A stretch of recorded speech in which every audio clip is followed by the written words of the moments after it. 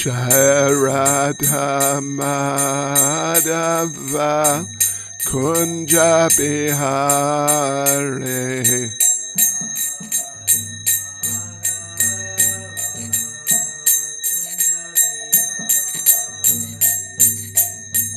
Gopi Jana Ballava Giribaradhari.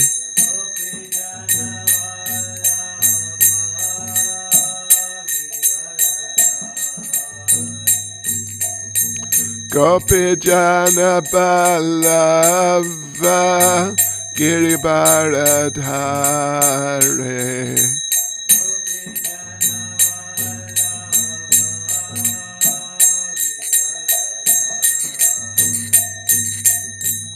Yashodanandana Vraja Janaranjana.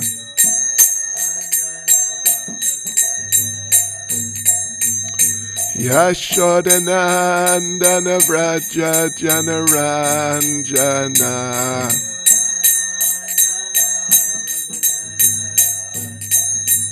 Yamunatira Vanachare.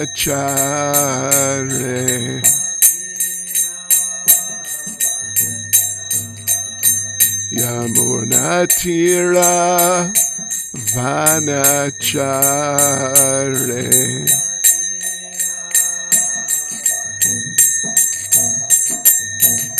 Jaya Radha Madhava Kunja Bihari.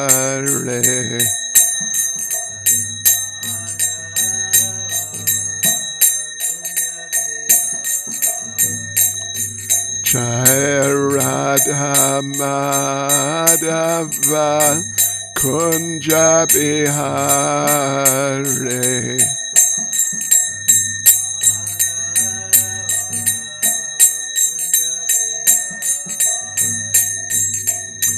Gopi Jana Ballava Giribaradhari.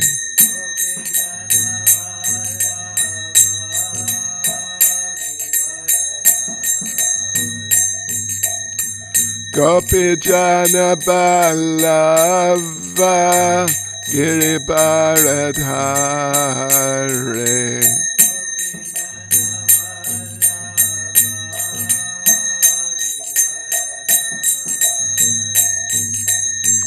Yashodanandana Vraja Janaranjana.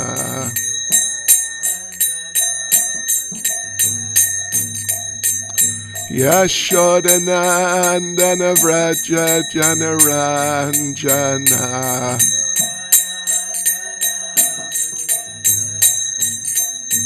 Yamunatira Vanachare.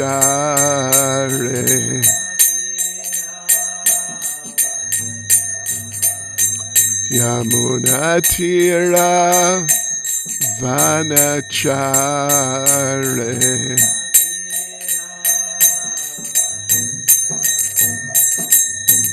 Jaya Radha Madhava Kunja Bihari.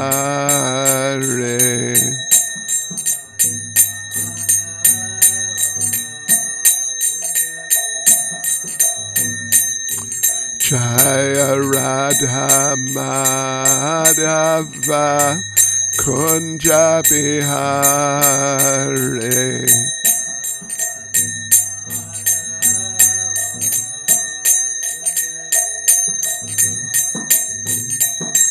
Gopi Jana Ballava Giribaradhari.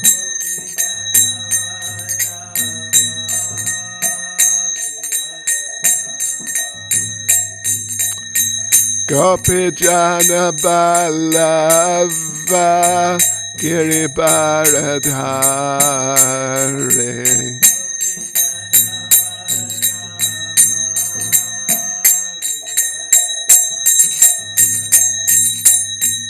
Yashodanandana Vraja Janaranjana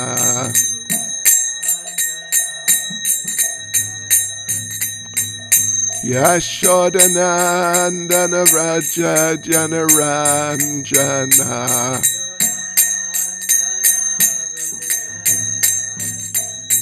Yamunatira Vanachare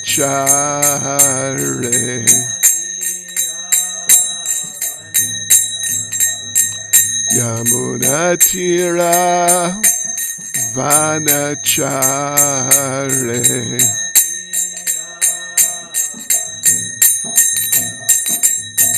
Jaya Radha Madhava Kunja Bihare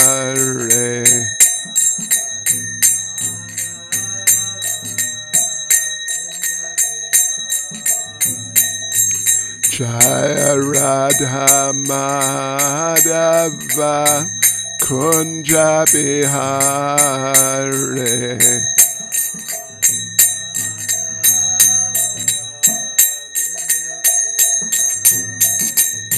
Jai Prabhupada, Jai Prabhupada, Jai Prabhupada, Jai Prabhupada.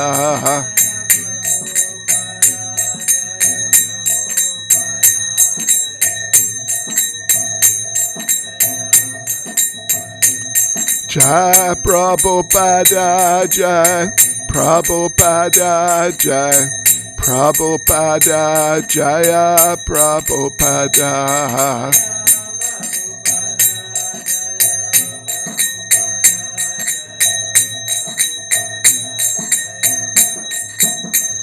Jai Prabhupada, Jai Prabhupada, Jai Prabhupada, Jaya Prabhupada.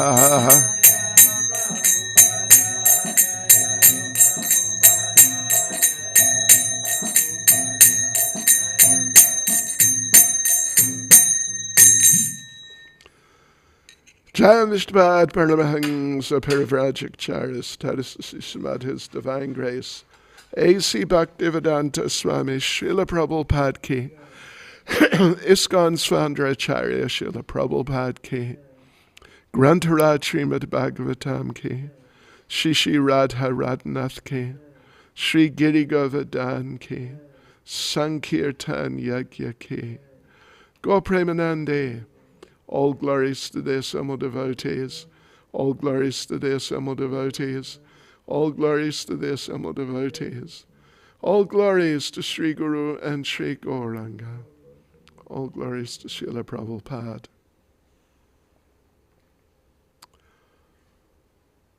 Om Namo Bhagavate Vasudevaya.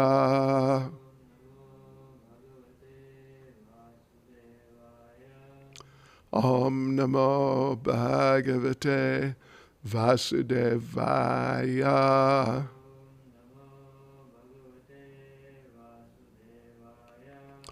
Om Namo Bhagavate Vasudevaya.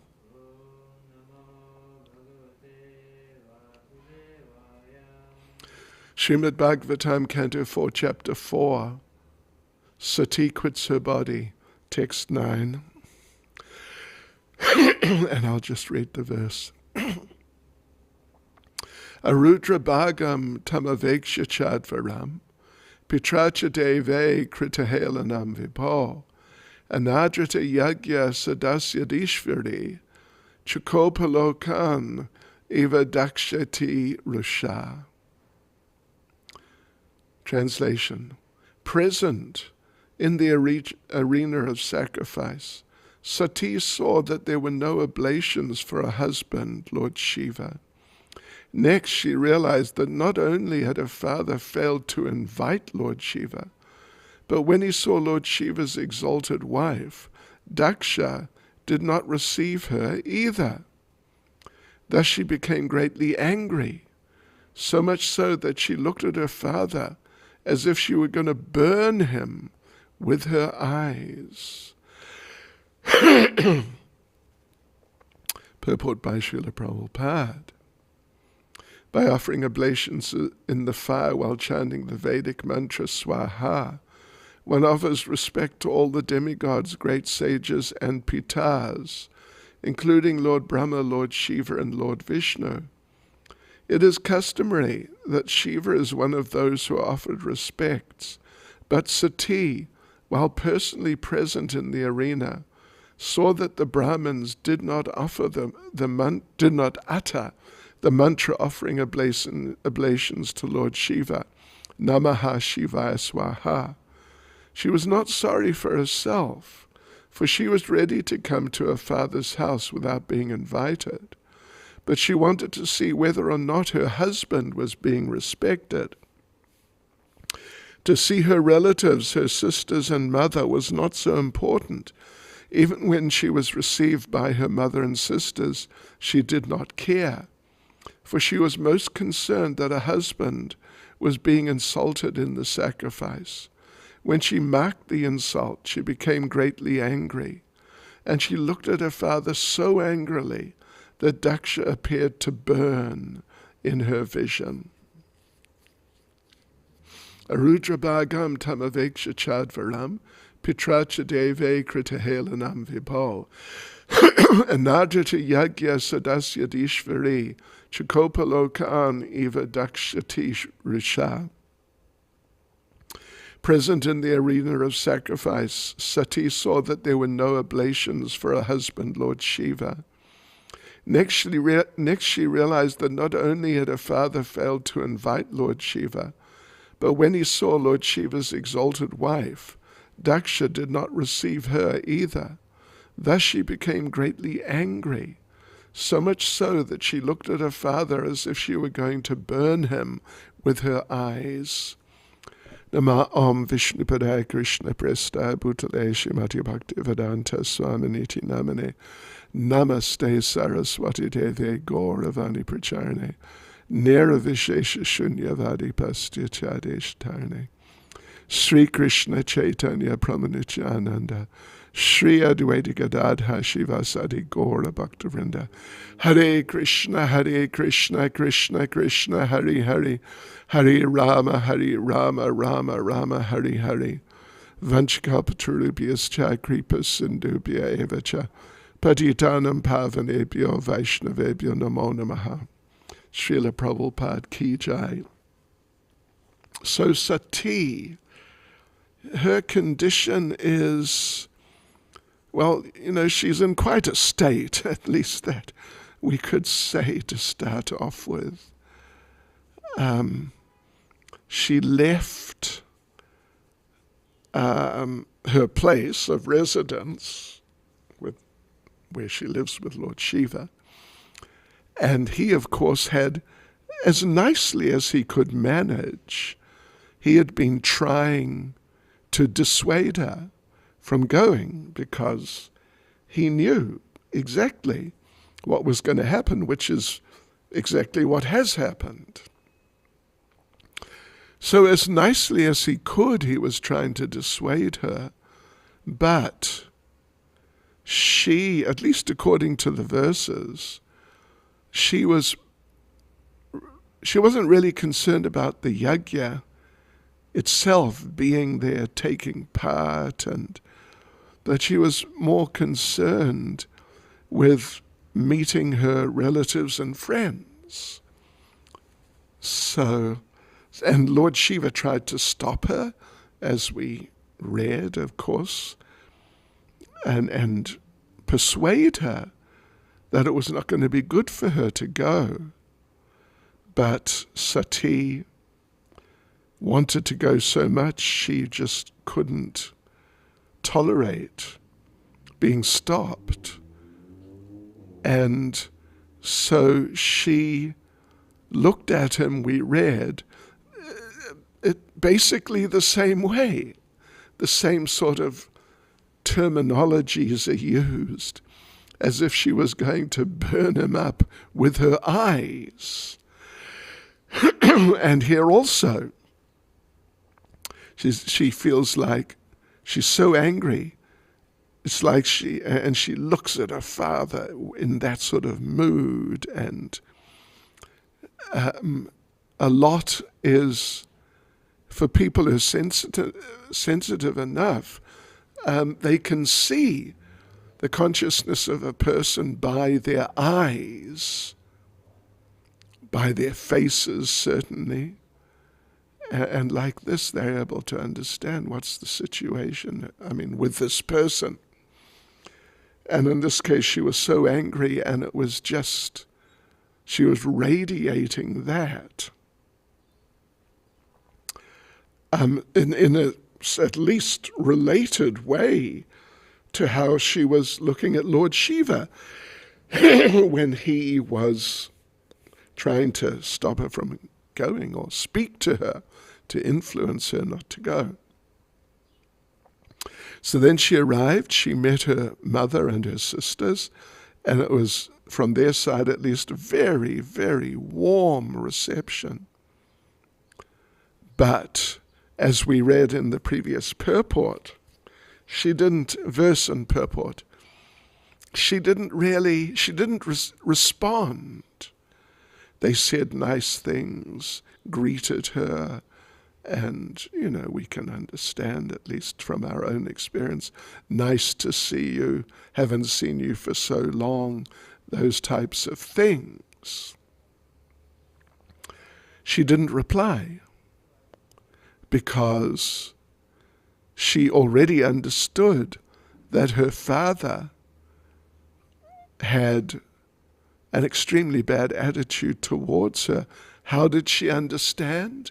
Because the others who were there, who would also normally, at least many of them, would have greeted her and received her nicely, because they're all people that her family's been associated with for a long time. But they ignored her. As we read on Tuesday, they ignored her because, sort of for political reasons, so to speak, in the sense that they were subordinates to Daksha, and they didn't want to be rejected by him, and they knew that Daksha really is just staunchly opposed to Lord Shiva at the moment. So they understood that if we do anything which indicates that we are favorably inclined towards Lord Shiva, which would include greeting Lord Shiva's wife, they understood that if we do anything like that, and if Daksha sees us or finds out, then he will reject us and it's going to be bad. So Sati saw that. They just looked the other way. They just weren't interested. They didn't even say hello, the others. And that affected her, because she understood where it was coming from. And it affected her so much that even though her mother and sisters greeted her very nicely, very affectionately, and with sincere interest and sincere affection, but she didn't respond to it at all. Of course,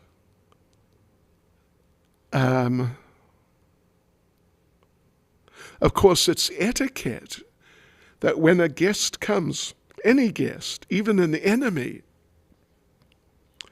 you must offer them, first of all, a seat, then some water, then some food. Well, no, a seat, some sweet word, anyway, whatever the order is, but maybe sweet words, then a seat, then water, then something to eat.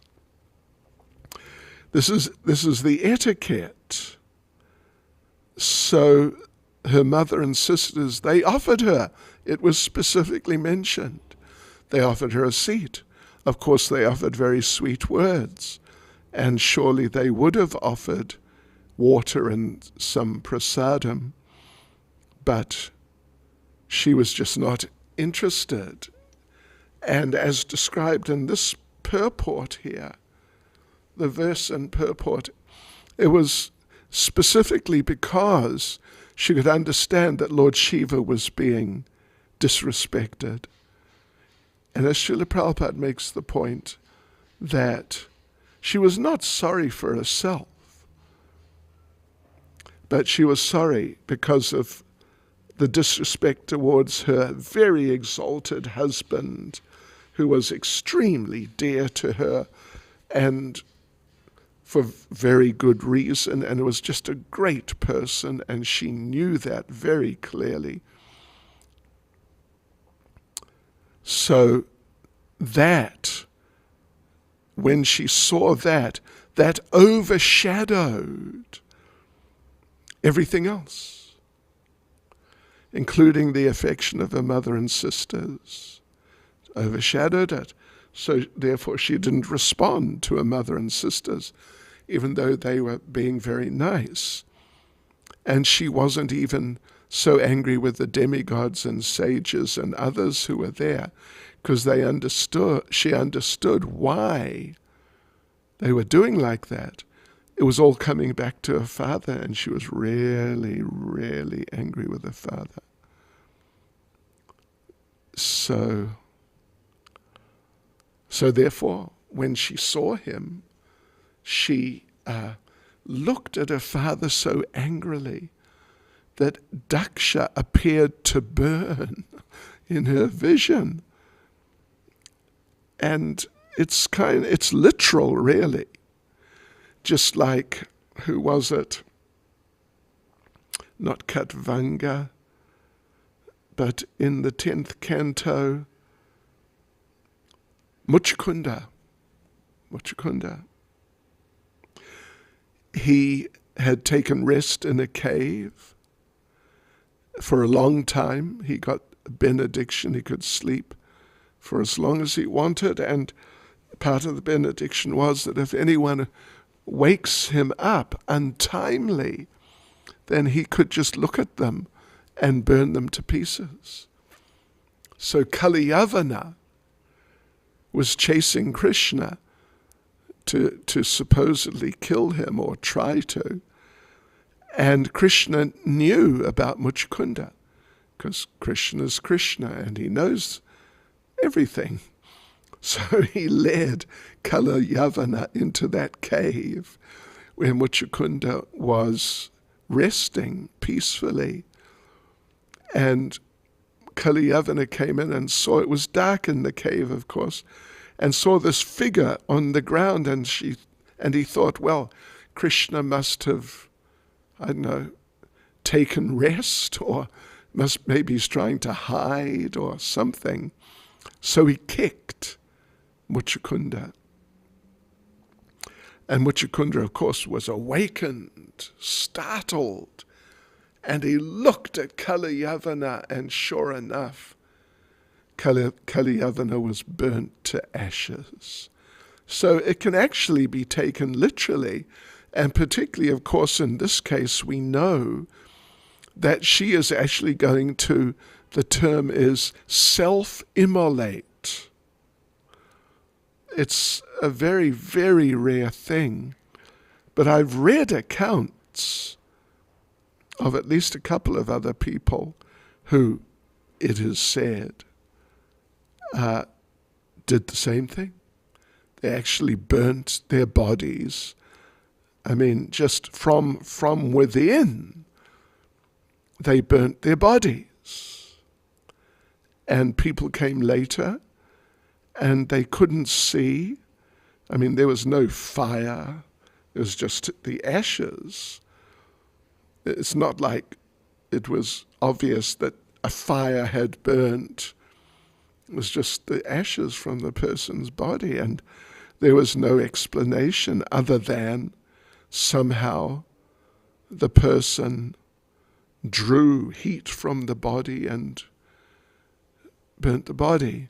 Because of course, in our bodies, there is the element fire. In an elemental sense, or on an elemental level, there is fire within the body. Therefore, because there's fire, the element, at least fire, is existing within the body. Therefore, our bodies are warm. Like right now, the temperature, I don't know what the temperature is exactly, but 19. Our bodies are 38, 37. Yeah, our bodies are much warmer than the air temperature right now. So how is that? How could it be? It's understandable if you're in a direct sunshine, it's very hot and you feel hot. It's understandable. Or you're in some freezing cold like snow and in a Russian winter. And you get cold. It's understandable. But when the temperature is 19 and your body is 37 or something like that, how does it happen? It's only possible because the element fire is within our bodies. So, well, anyway, as we know already, this is what's going to happen.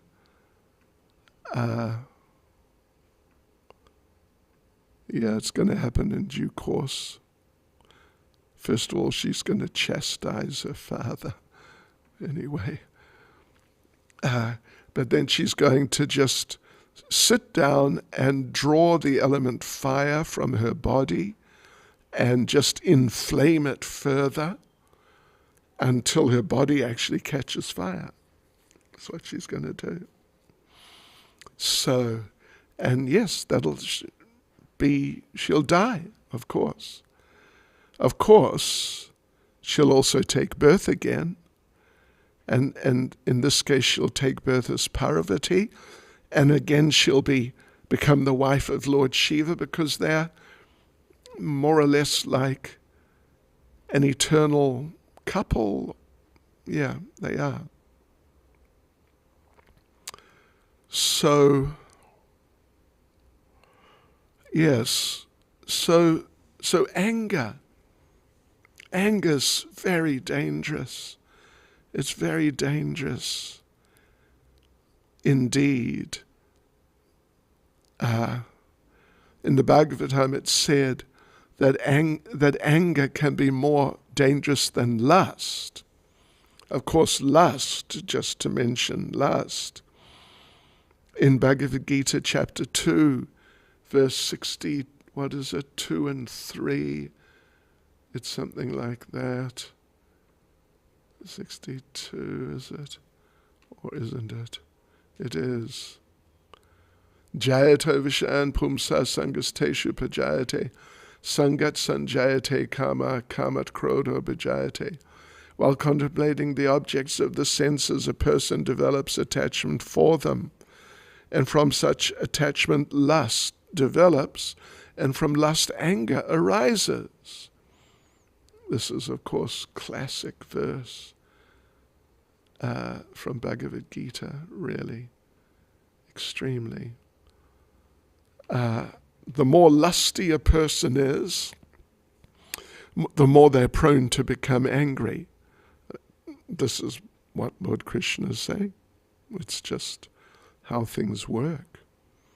So, it's an interesting point in and of itself that if you find a person who's just angry, they're just prone to get upset and disturbed and show it and express it, when at times or in situations where other people wouldn't, many people would just tolerate and let it go. But that person is just, easily set off into anger. Then it may not be unfair, it may not be unreasonable to then assume that this person is really afflicted by lust, and someone who is much more tolerant and peaceful and not disturbed, Dhira, then it's not unreasonable to assume that this person is at least much more free from lust, because the two are really intimately connected with each other, and they're kind of two sides of the same coin. This is how it's described. Sometimes you have a coin that has the head side and the tail side, and you cannot eliminate either. Once you've got a coin, you've got both the head sides and the head side and the tail side. And once you got the head side, you got the tail side, and vice versa. So this is also an important, and it's a very significant consideration in Krishna consciousness, because generally lust is recognized amongst devotees at least for being particularly dangerous. Yeah, because material desire is such a challenge. It's really not easy to deal with.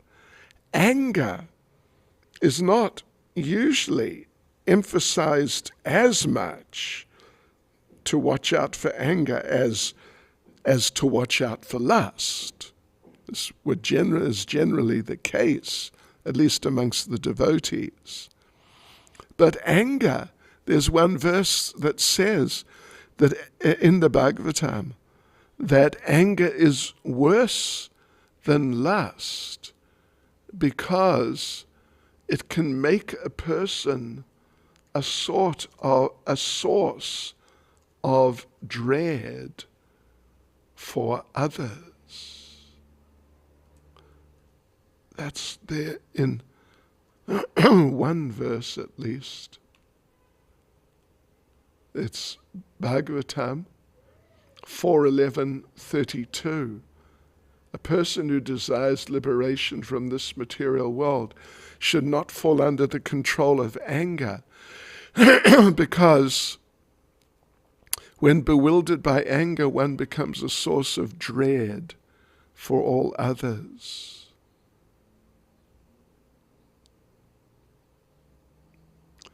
Prabhupada says in the purport, a devotee or saintly person should not be dreadful to others, nor should anyone be a source of dread to him.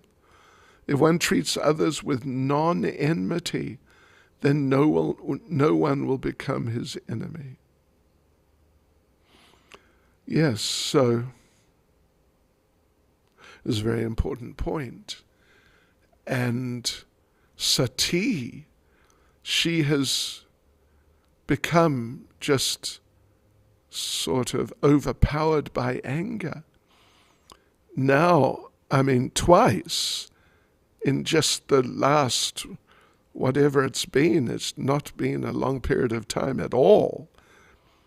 Angry, very angry at first with Lord Shiva for trying to dissuade her from going, even though he was simply doing it for her own benefit, and he knew the extreme danger of her going. So she became just so angry with him.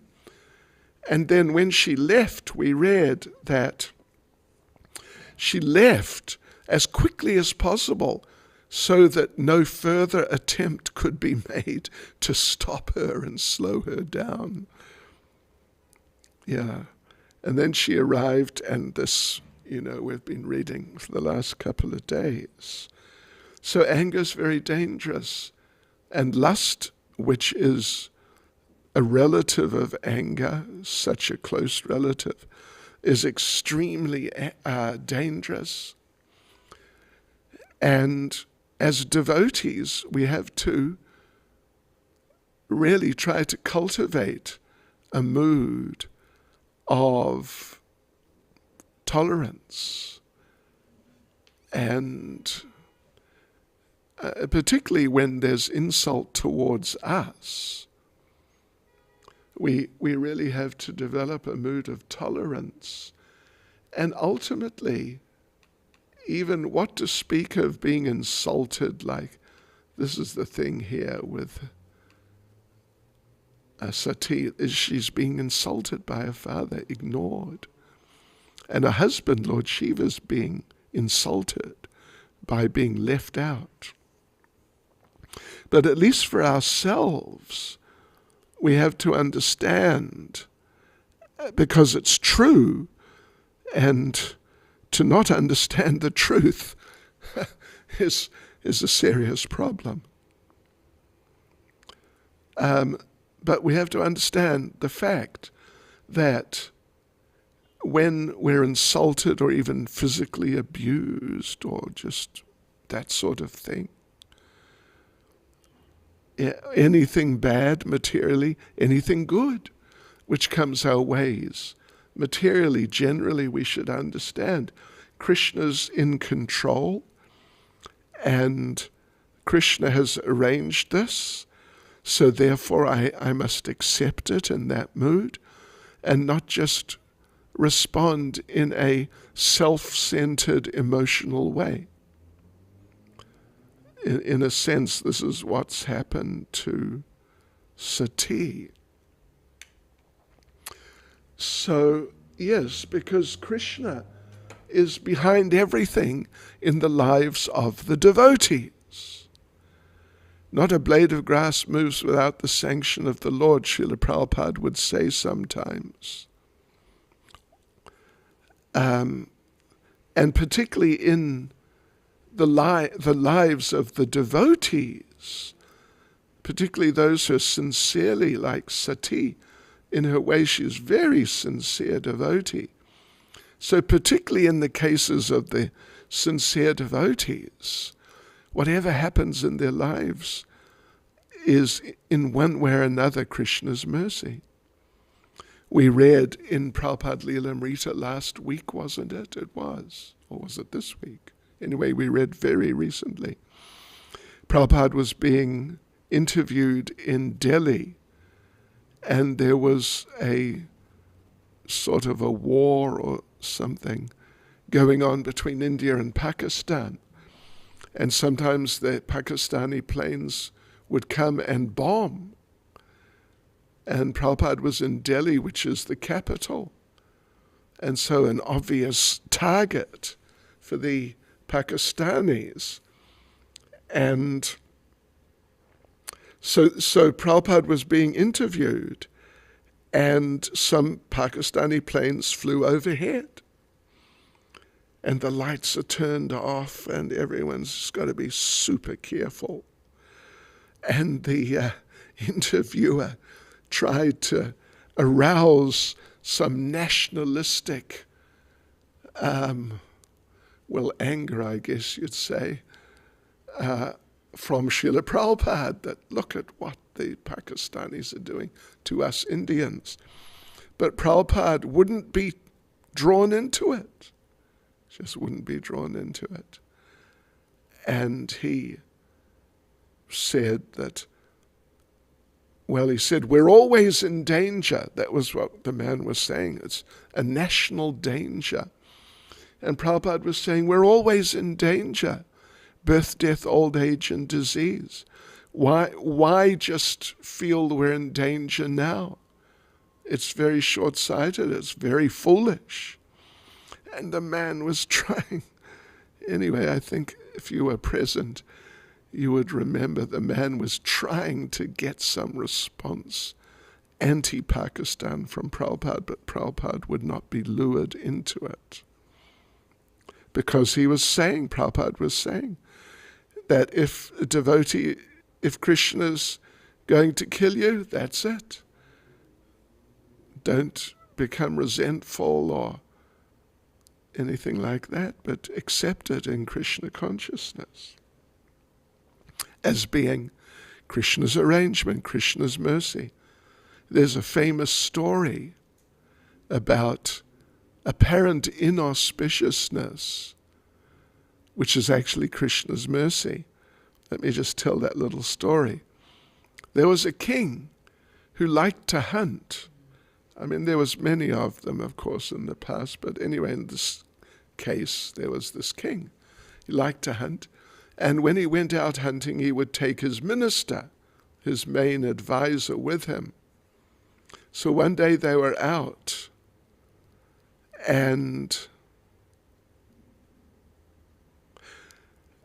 they got lost. They got lost. And what happened? They got lost. And the king was... Oh, no. First of all, the king was trying to fire an arrow at some creature, and the arrow slipped and cut off the top of one of his thumbs. That's right. And he got so upset. Look at my thumb. This is terrible. Oh, my gosh. And the minister, who was a staunch devotee, said, actually, it was Krishna's mercy. And the king said, what do you mean Krishna's mercy? Look at this. This is not mercy. It's terrible. But the minister was insisting, no, it's Krishna's mercy. And the king got so angry, he had him arrested and thrown in prison. The minister was thrown in prison. So after some days or however long, the king's thumb sort of, I don't know, maybe didn't exactly recover, but it wasn't too bad. It was, recovering. And he decided to go out hunting again, but the minister was locked in jail, so he didn't go, obviously. So they're out in the forest. The king got lost, and he got arrested by a band of Aboriginal types who decided they were going to offer him the great honor, privilege of being offered as a human sacrifice to Mother Kali. So, and he couldn't escape. And he's trying to say, I'm the king, and they just didn't care. So they had to prepare him to be offered to Kali, and the priest had to come and check, is his body in good shape, because we don't want to offer something defective to Kali. It'll be Kali aparad. So the priest is checking, yeah, his body looks okay, but look at this. Part of his thumb is missing, and maybe there was still, some whatever. Anyway, his body was not whole. And the priest said, you're going to be really disappointed, but your body is not whole. We cannot offer you to Mother Kali. Just go. So the king left. His life was saved, and he was really happy. And then he understood that losing part of my thumb was actually Krishna's mercy. So he went back and immediately released the minister and apologized. I'm so sorry, you were right. It was Krishna's mercy that I lost part of my thumb. I'm so sorry. But the minister, what did he say? No, it was Krishna's mercy that you locked me up. And the king was saying, no, it wasn't Krishna's mercy, it was my nonsense. But the minister said, no, it was Krishna's mercy, I'll explain why. And he explained that if I was not locked up in prison, I would have been out with you in the forest. And I would have been arrested with you. And your body is not whole because your thumb's damaged. So they wouldn't have sacrificed you, but they would have sacrificed me because my body is whole. So it is Krishna's mercy that you locked me up. Unfortunately, Sati is not able to take it like that. There are different things she could have done. At least one thing which she could have done, she could have just left. That generally is, like the general type of advice for devotees who hear blasphemy, criticism like that if they cannot stop the person from criticizing, then devotees should leave the place. This is standard behavior. So this is what happened in this case. She could have left, but she didn't leave. And she just got so worked up about it that she gave up her life. And of course, Lord Shiva was not happy. And his followers who had gone with Sati, they were not happy at all that she gave up her life. So really, anger, lust, anger, greed, these things, they're great enemies for the devotees. And devotees really have to try to avoid them, if or when they may try to afflict us and attack us. Hare Krishna. Srila Prabhupada ki jai.